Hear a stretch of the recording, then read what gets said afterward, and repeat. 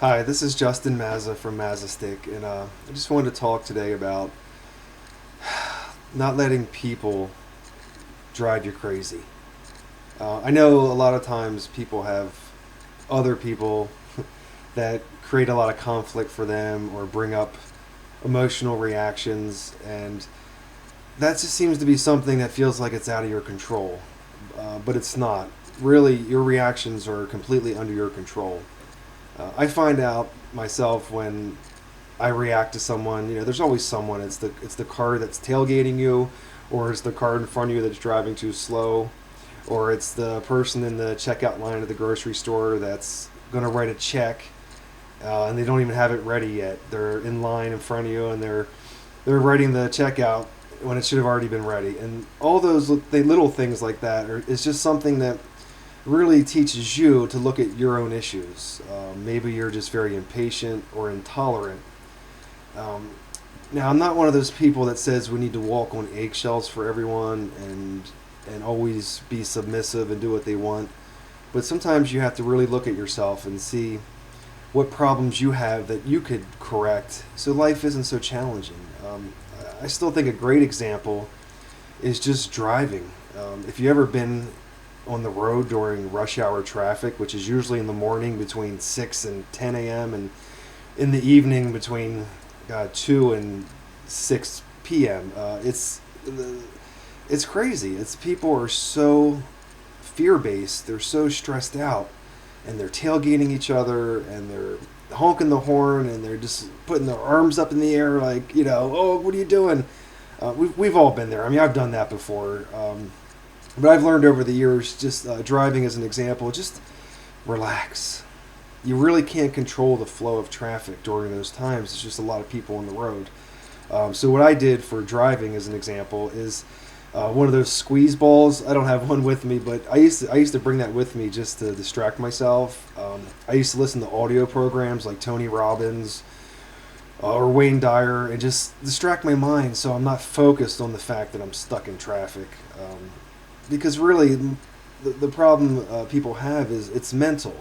It's that we're not accepting the fact that whether it's traffic or the person in front of you at the checkout line is not ready with their money or their checkbook, or if people in your life always show up late for parties or whatever it is that drives you crazy. It's out of your control, and reacting to it or trying to control them is just a drain of your energy.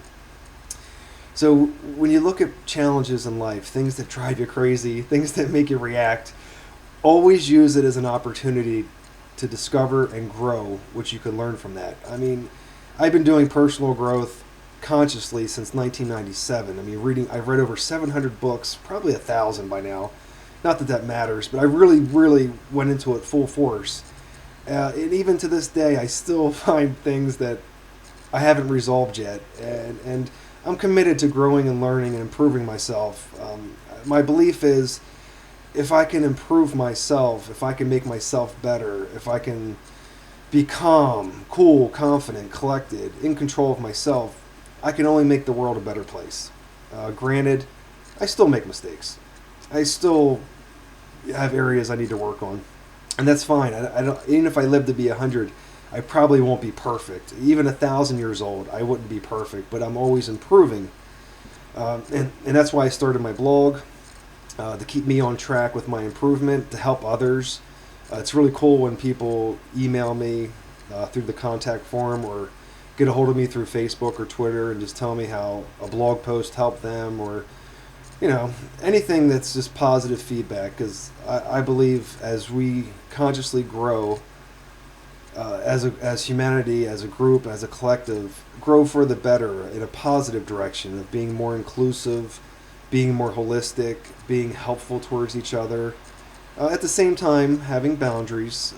Granted, we're human. We are prone to overwork and fatigue. And I know we're not going to be any good to anyone if we're completely tired and drained. So it's okay to say no, too. That's part of life. But do it do it kindly, do it lovingly. Let people know you're still there for them, but maybe now's not a good time. So yeah, the point of the video was just really looking at things that trigger you to react negatively. and digging deep and finding out what is inside of you that's creating that. And just discover and use things like EFT tapping, emotional freedom technique. The tapping here and here, and here and here and here and here and here. Things like that will help you get in touch and perhaps even release the need to control everything in your life. The truth is, most things in your life are out of your control. The true control you have is within yourself, which I know at times seems impossible when your mind is racing and you have a lot of stress going on. I still, I'm in my office right now.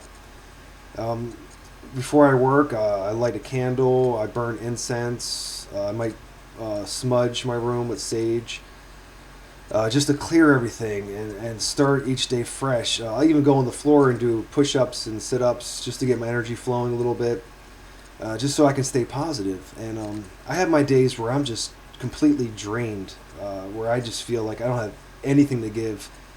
And I've learned to honor myself and just sit on the couch and just do nothing, recharge my batteries. And I find if I just give myself a few hours sometimes, once a week, just to do nothing, it really recharges me, it refreshes me, it gives me a clear perspective, and then it makes me have more energy and positivity when I go back in and write a blog post or make a video or just go out in the world and just when I encounter someone at the grocery store, like the checkout teller, to just have a positive interaction with them. Every little bit helps. We can do so much just by interacting with people, by taking care of ourselves. You can have alone time. I try to give myself quiet time every day. Doesn't matter how long, but just give yourself quiet time to reflect, meditate, breathe, lie on the floor, stare at the ceiling. Just sometimes you got to distract yourself from everything going on.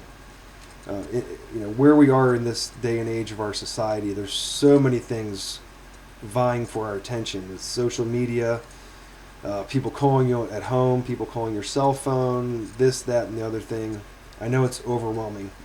So sometimes you have to just shut everything off and just be with yourself. Go out in nature, go for a walk, go for a hike, do something creative. If you own a home or even an apartment or just a bedroom in a house, you could paint the room, you could add some bookshelves, you could do lots of things. Just sometimes you need to just step away from life for a few minutes and do something else. Whatever is important, whatever matters to you will always show up.